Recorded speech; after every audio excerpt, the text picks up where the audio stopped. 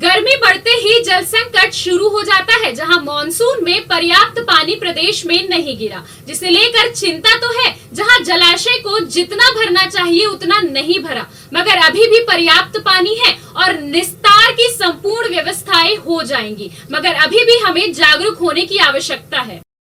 आगे उप मुख्यमंत्री ने कहा कि हमें जल संग्रह और संचय करने चाहिए, जिससे वाटर लेवल मेंटेन किया जा सके।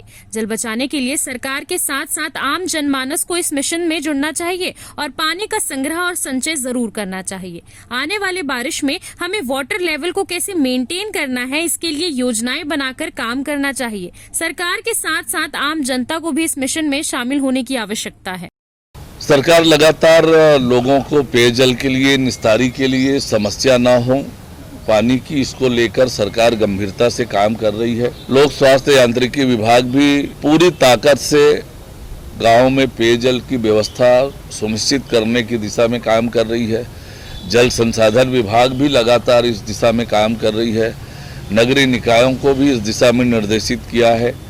राशियां भी हमने स्वीकृत की है ताकि पेयजल की समस्याओं का निराकरण हो, और सरकार गंभीरता से इस दिशा में काम कर रही है। और ये सही है कि इस बार दिसंबर जनवरी में सामान्यतः जो बारिश होती है वो हुई नहीं है, और इसलिए जलाशयों में, बांधों में जितनी पानी होनी चाहिए इस सीजन में उतनी नहीं है।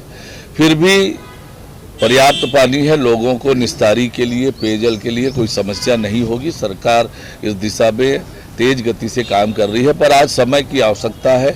जल संरक्षण और जल संवर्धन को काम करने के लिए उस दिशा में भी हमारी सरकार काम कर रही है। जनता को भी आगे आकर जल संरक्षण और जल संवर्धन की दिशा में काम करना पड़ेगा, समाज को भी आना पड़ेगा।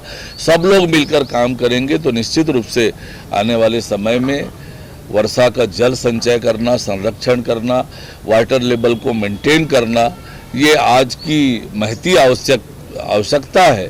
सरकार अपने हिसाब से काम कर रही है। जनता को और स्वयंसेवी संस्थाओं को भी इस दिशा में आगे बढ़कर काम करने की आवश्यकता है। CCN शार्क न्यूज के लिए ब्यूरो रिपोर्ट।